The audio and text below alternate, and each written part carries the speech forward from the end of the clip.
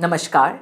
आप हमारा संविधान में लगातार संविधान की बात मेरे साथ सुनते आए हैं, चर्चा करते आए हैं। आज से हम एक नया श्रृंखला शुरू कर रहे हैं जिसमें सुप्रीम कोर्ट, हाई कोर्ट और यहाँ तक कि इंटरनेशनल कोर्ट्स के भी जो लेटेस्ट जजमेंट्स हैं जिनका आपकी ज़िंदगी पर असर पड़ता है, उन जजमेंट्स पर हम बात करेंगे। और आज की श्रृंखला में पहला केस जो हम देखेंगे वो है 26 जनवरी 2024 को इंटरनेशनल कोर्ट ऑफ जस्टिस ने वो जजमेंट जो दिया साउथ अफ्रीका वर्सेस इजराइल वाले मैटर में। आपने सुना होगा कि इजराइल हमास के मामले में जो पूरा डिबेट चलते आ रहा है उस पर कल इंटरनेशनल कोर्ट ऑफ जस्टिस ने एक बहुत ही महत्वपूर्ण जजमेंट दिया। पहली बात तो ये कि ये फाइनल जजमेंट नहीं है, इसमें कोर्ट ने केवल प्रोविजनल मेजर्स, मतलब कि जब तक कि पूरा निर्णय नहीं हो जाए तब तक के लिए, जिसे हम कहते हैं इंटरिम ऑर्डर या प्रोविजनल मेजर्स, अंतरिम समय के लिए कुछ बहुत महत्वपूर्ण टिप्पणियां करी। लेकिन ये उतनी ही बाइंडिंग है जितना कोर्ट का फाइनल जजमेंट। जब तक कोर्ट पूरे जजमेंट की सुनवाई करेगा, पूरे मामले की सुनवाई करेगा, बहुत सारे पक्षों पर अपना ध्यान आकर्षित करेगा, उसके पहले कुछ महत्वपूर्ण बिंदु, ताकि फाइनल जजमेंट उनसे अफेक्ट ना हो। क्या है ये प्रोविजनल मेजर्स? देखिए, आज के इस वीडियो को हम 5 भागों में डिवाइड करेंगे। पहले मैं आपको समझाने की कोशिश करूंगी कि जहां तक इजराइल पैलेस्टीन का मामला है, इसमें इंटरनेशनल कोर्ट ऑफ जस्टिस की क्या भूमिका है, इंटरनेशनल कोर्ट ऑफ जस्टिस इस पूरी कहानी में कैसे पिक्चर में आता है। दूसरा ये कि इस पूरे मामले का बैकग्राउंड क्या है। आप में से काफी लोग ऑलरेडी जानते होंगे, फॉलो कर रहे होंगे इजराइल पैलेस्टीन के मामले को, लेकिन इसको संक्षिप्त में आपके सामने रखूंगी। तीसरा है इसका कानूनी पक्ष, कि क्या कानून इसमें एप्लीकेबल है। जेनोसाइड कन्वेंशन की बात की गई, जेनोसाइड कन्वेंशन क्या है, क्या भारत जेनोसाइड कन्वेंशन का मेंबर या रैटिफिकेटरी या सिग्नेटरी है, तो इंडिया और जेनोसाइड कन्वेंशन को कैसा देखा जाए, इस पर भी मैं अपनी टिप्पणी करूंगी। लेकिन सबसे महत्वपूर्ण कि दोनों पक्षों ने, साउथ अफ्रीका और इजराइल, इन्होंने इंटरनेशनल कोर्ट ऑफ जस्टिस के सामने क्या दलीलें रखी, और फिर सबसे महत्वपूर्ण कि इंटरनेशनल कोर्ट ऑफ जस्टिस ने आखिर कहा क्या। तो एक काम करते हैं, सबसे पहले शुरू करते हैं आखिरी बिंदु से कि इंटरनेशनल कोर्ट ऑफ जस्टिस ने आखिर कल अपने ऑर्डर में क्या कहा। देखिए, पहली बात तो ये कि इंटरनेशनल कोर्ट ऑफ जस्टिस ने कल केवल प्रोविजनल मेजर्स दिए।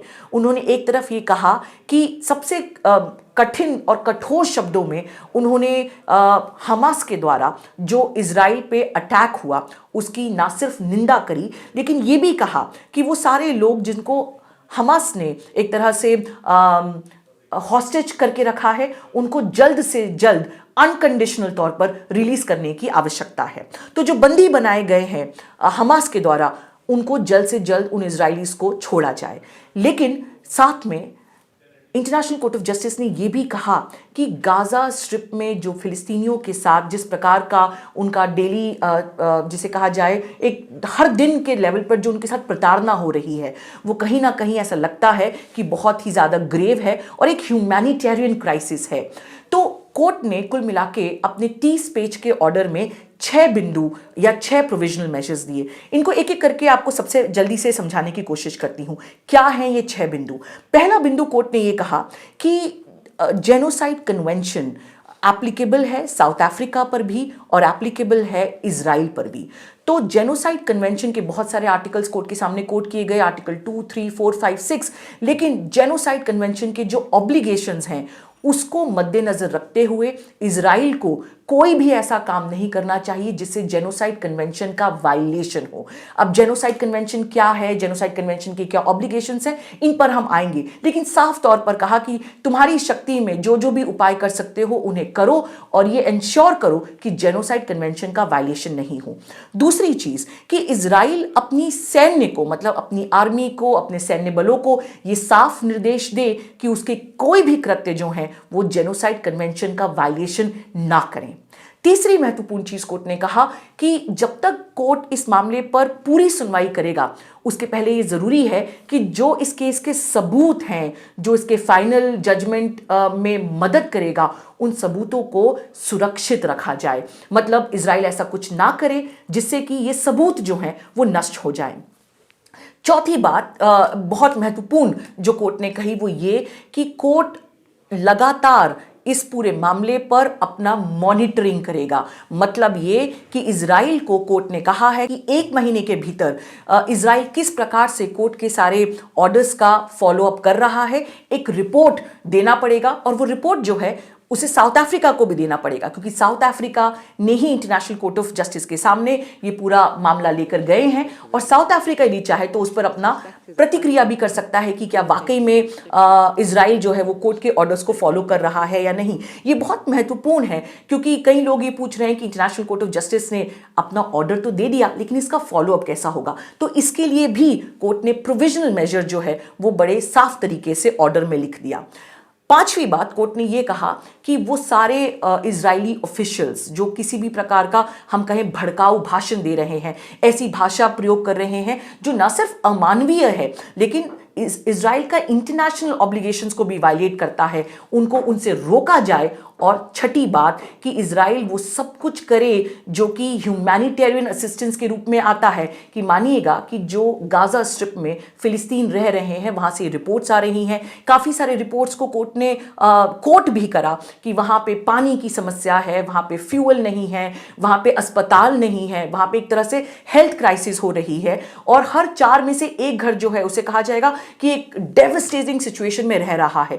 तो ये पूरी ह्यूमैनिटेरियन जो क्राइसिस है, युद्ध एक तरफ है, सेल्फ डिफेंस का आर्गुमेंट इजराइल का दूसरी तरफ है, जो लड़ाई है वो एक तरफ है, लेकिन जो आम नागरिक हैं, जो सिविलियंस हैं, उन तक सब प्रकार की जो मानवीय सहायता है वो बिना रोक टोक के पहुंचनी चाहिए। और पानी, फ्यूल, बेसिक नेसेसिटीज, इन सारी चीजों को इजराइल रोक नहीं सकता।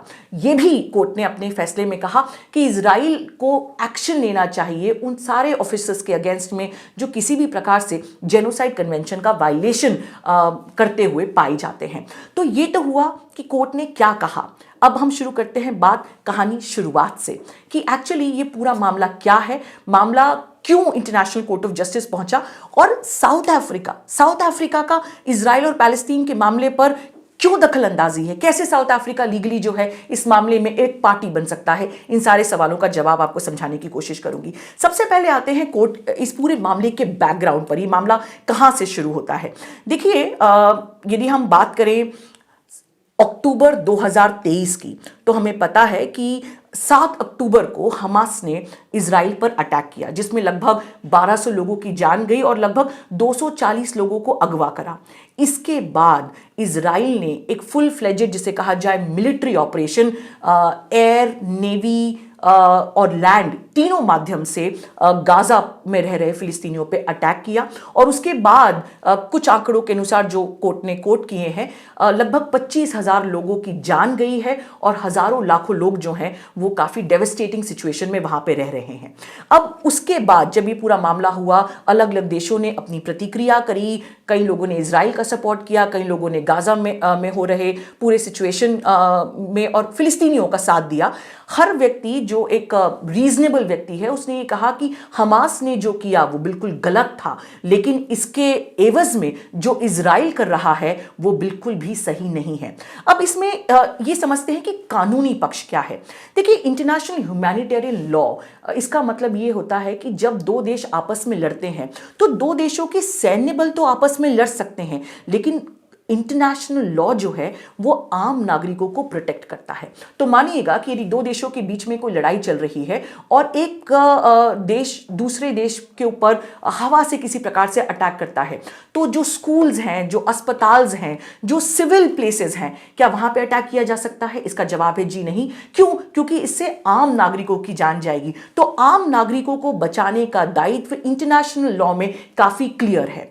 उसके बाद आता है international criminal law. International criminal law देश के बड़े नेताओं, जो शीर्ष नेतृत्व हैं, उनकी लीगल रिस्पॉन्सिबिलिटी फिक्स करता है कि यदि वो इस प्रकार की कोई कृत्य करते हैं कि जो कि वॉर क्राइम्स में आते हैं, तो उसके लिए उन्हें इंडिविजुअली पनिश किया जा सकता है। यदि हम हिटलर के बारे में सोचें तो ऐसे सारे द्वितीय विश्व युद्ध के बाद काफी सारे अलग अलग ट्रिब्यूनल सेटअप किए गए ताकि उन देश के लोगों को जो कि लड़ाई में सबसे शीर्ष पर थे उनकी इंडिविजुअल क्रिमिनल रिस्पॉन्सिबिलिटी फिक्स की जा सके। लेकिन इंटरनेशनल कोर्ट ऑफ जस्टिस के कल के ऑर्डर में जो कन्वेंशन मेन मुख्य तौर पर डिस्कस हुई वो थी जेनोसाइड कन्वेंशन 1948। जेनोसाइड का क्या मतलब होता है? पहली बात तो ये कि जो शब्द जेनोसाइड है ये 1944 तक इसका कोई इस्तेमाल नहीं हुआ था।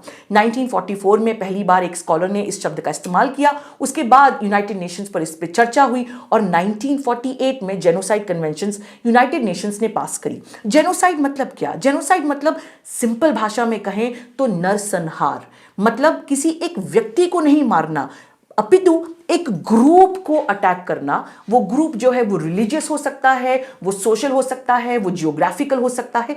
एक समूह को बर्बाद करने की कोशिश जेनोसाइड कहलाता है।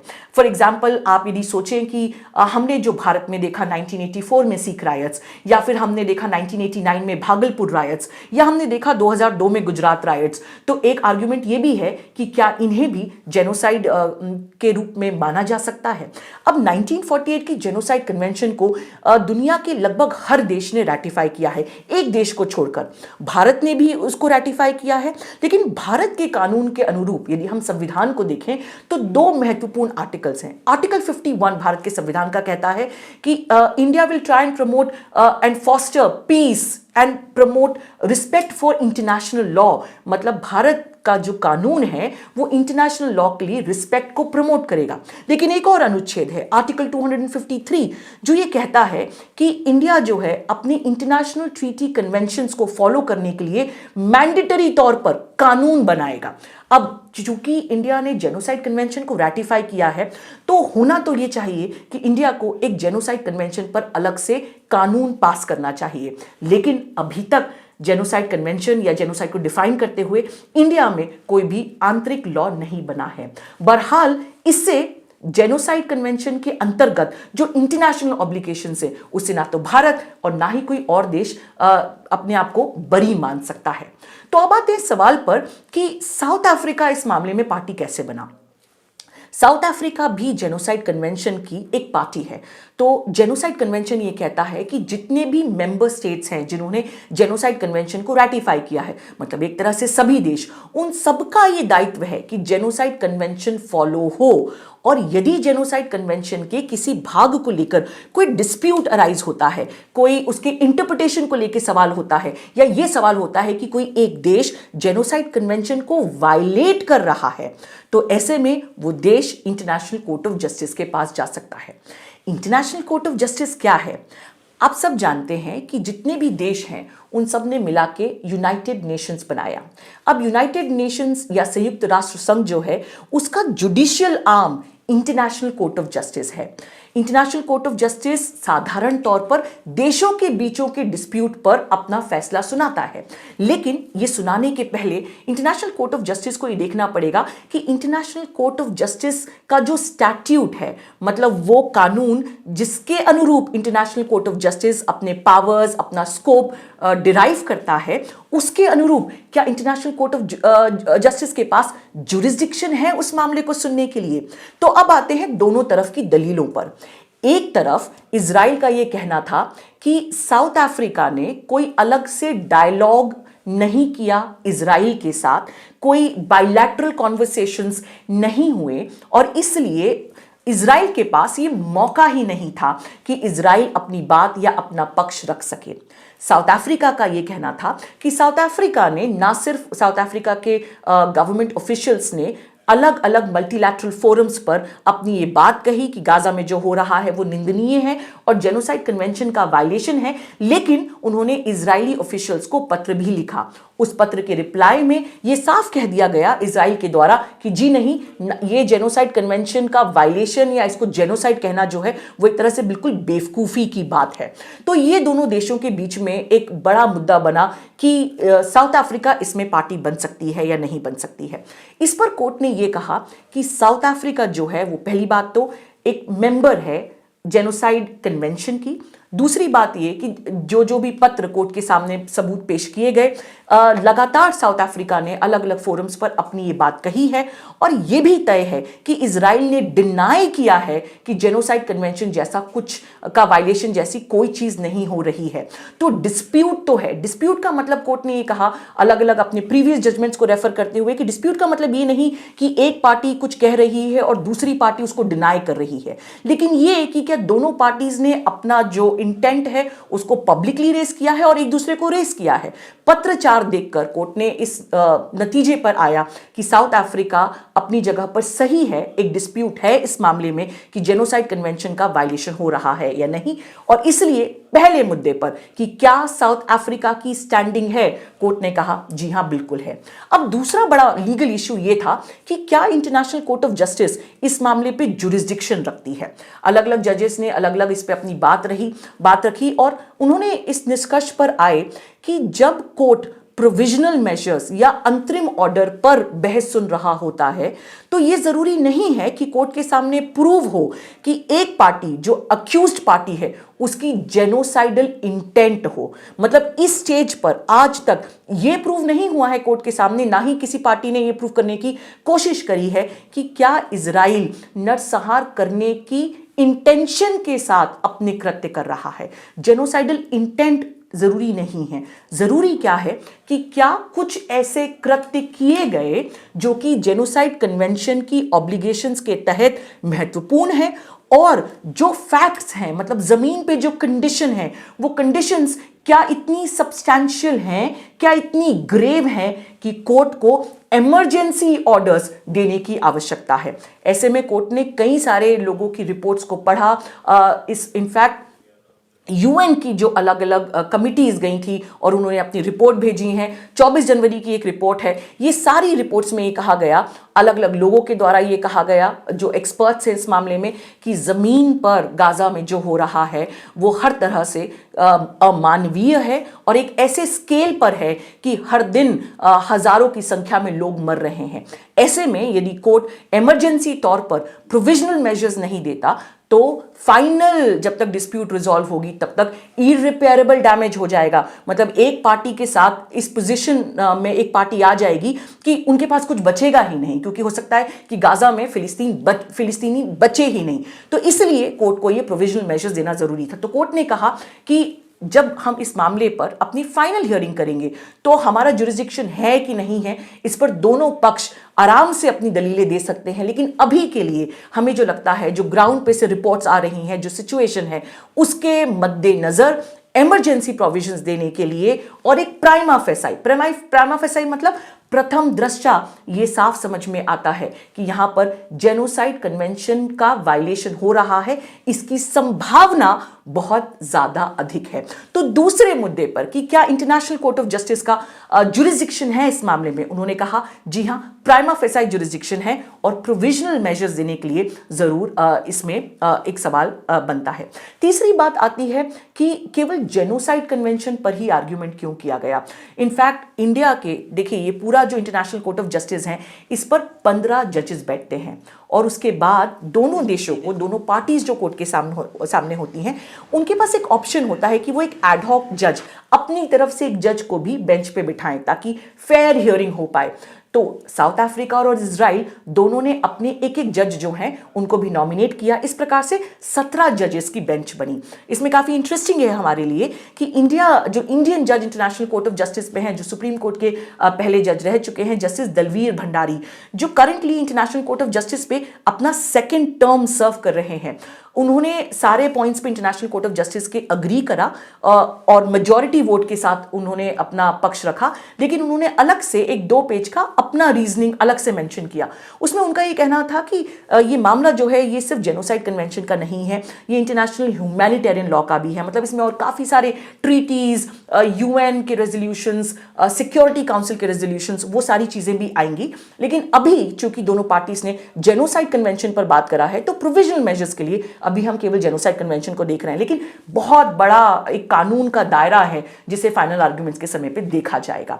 अब इसमें इंपॉर्टेंट ये है कि जो मेन मुद्दा है कि क्या जेनोसाइड कन्वेंशन का वायलेशन हो रहा है या नहीं हो रहा है, इस पर इजराइल का मुख्य तौर पर क्या पक्ष था और साउथ अफ्रीका का मुख्य तौर पर क्या पक्ष था।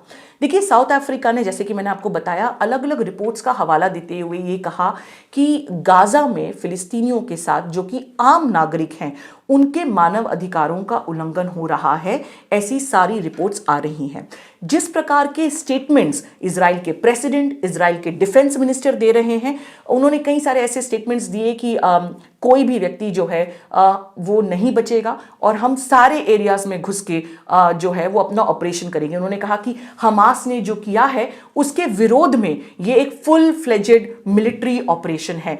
इजराइल ने इंटरनेशनल कोर्ट ऑफ जस्टिस के सामने काफ़ी सारे स्टेटमेंट्स इस प्रकार से रखे कि जो बताता है कि इजराइल सिर्फ मिलिट्री ऑपरेशन कैरी आउट नहीं कर रहा है हमास के खिलाफ, लेकिन आम नागरिकों को भी अटैक कर रहा है। इसके मैं आपको कुछ उदाहरण देती हूँ। 9 अक्टूबर 2023 का मिस्टर योएव गैलेंट, जो कि इजराइल के डिफेंस मिनिस्टर हैं, उनका एक स्टेटमेंट साउथ अफ्रीका के द्वारा इंटरनेशनल कोर्ट ऑफ जस्टिस के सामने रखा गया। मैं इसको कोट करती हूँ कि उन्होंने कहा कि this is a complete siege of Gaza city and that there would be, in court, no electricity, no food, no fuel and that everything was closed. कि ये गाजा सिटी को हम पूरी तरीके से अपने कंट्रोल या कब्जे में लेने वाले हैं। ना यहाँ पे इलेक्ट्रिसिटी होगा, ना खाना होगा और ना किसी भी प्रकार का फ्यूअल होगा। इसके बाद उन्होंने ये भी कहा, और इसको मैं कोट करती हूँ, कि I have released all restraints, you saw what we are fighting against, we are fighting human animals. This is the ISIS of Gaza. This is what we are fighting against.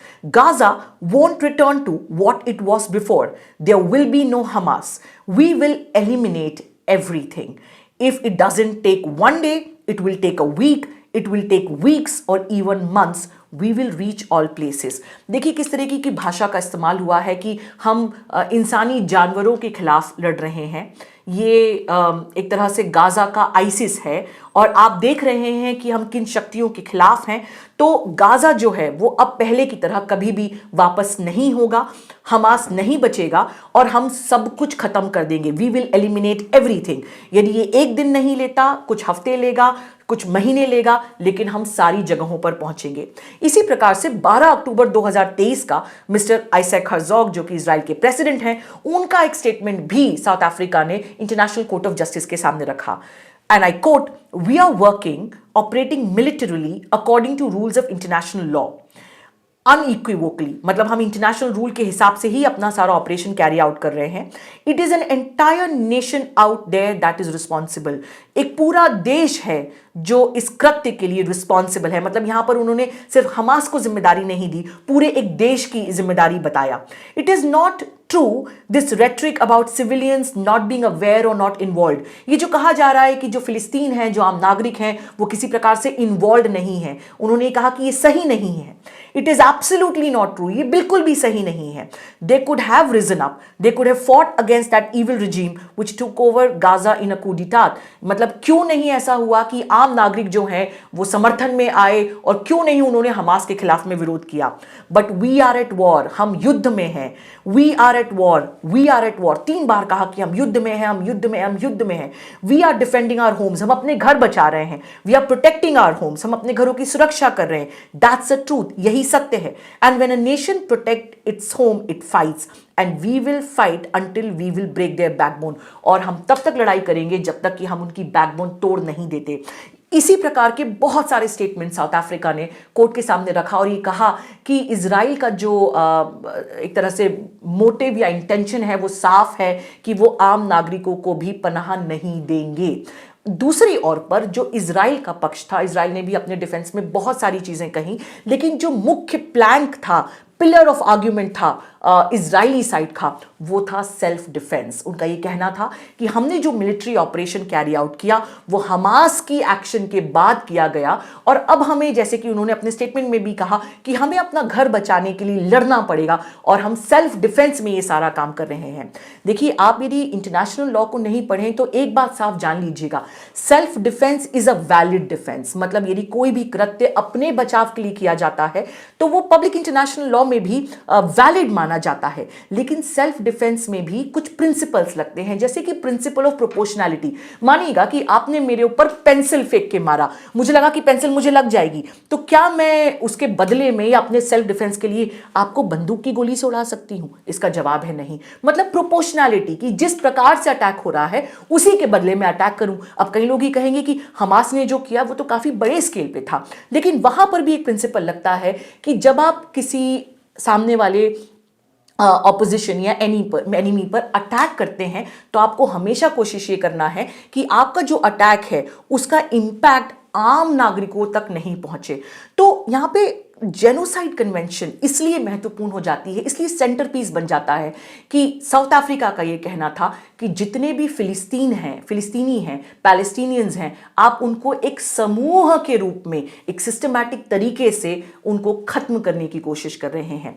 Genocide convention के article 2 में genocide convention की परिभाषा दी गई है कि जब आप किसी एक समूह के मेंबर्स को मार रहे हैं, किसी भी प्रकार से उनको धीरे धीरे एलिमिनेट करने की कोशिश कर रहे हैं, या आप यदि ये भी कोशिश कर रहे हैं कि उस समूह के नए बच्चे पैदा ही ना हो ताकि ये ग्रुप बढ़े ही ना, तो वो भी जेनोसाइड कन्वेंशन में आता है।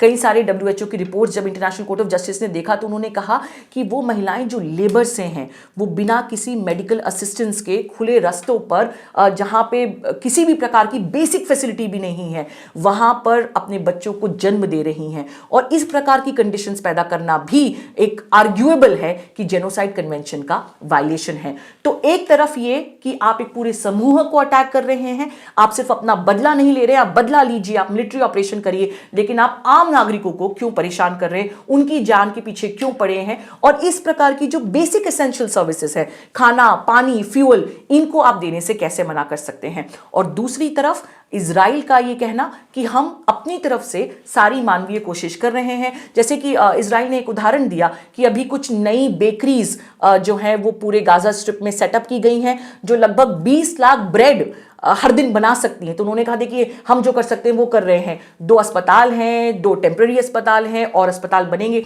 लेकिन कोर्ट को ये लगा कि ये जो सारे मेजर्स इजराइल बता रहा है वो कहीं ना कहीं काफ़ी नहीं है।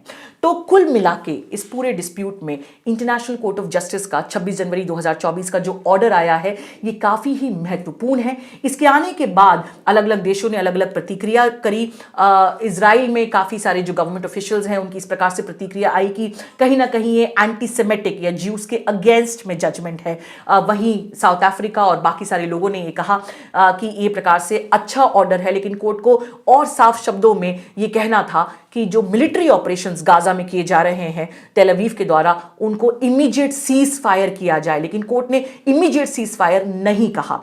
कई सारे स्कॉलर्स का इस पर यह भी कहना है कि जो 6 प्रोविजनल मेजर्स हैं जिसमें कोर्ट ने कहा कि Israel has to take all reasonable measures, वो सारे रीजनेबल मेजर्स लेना है जेनोसाइड कन्वेंशन का उल्लंघन रोकने के लिए, वो कहीं ना कहीं उसका इंपैक्ट यही होगा कि आप अपने मिलिट्री ऑपरेशंस को फुल स्केल पर नहीं कर सकते जैसे कि आप अब तक करते आए हैं। इस पूरे फैसले को आप कैसे देखते हैं और क्या इसका लीगल पक्ष आप तक पहुंचा? इसको लेकर आपके क्या सवाल हैं मुझे जरूर बताइए। अगले वीडियो में बात करेंगे किसी और लेटेस्ट जजमेंट की, और मैं उम्मीद करती हूं कि ये नई श्रृंखला जो है वो आपको पसंद आएगी। आपके विचार, आपके सजेशंस, आपके फीडबैक का मुझे इंतजार रहेगा। कमेंट बॉक्स में जरूर बताइए। देखने के लिए बहुत बहुत धन्यवाद। मैं अधिवक्ता अवनी बंसल। द वायर के और वीडियोस देखने के लिए सब्सक्राइब करें और बेल आइकन पर क्लिक करें। स्वतंत्र पत्रकारिता की आर्थिक मदद करने के लिए डिस्क्रिप्शन में दिए गए लिंक पर जाएं और अपनी राशि चुनें।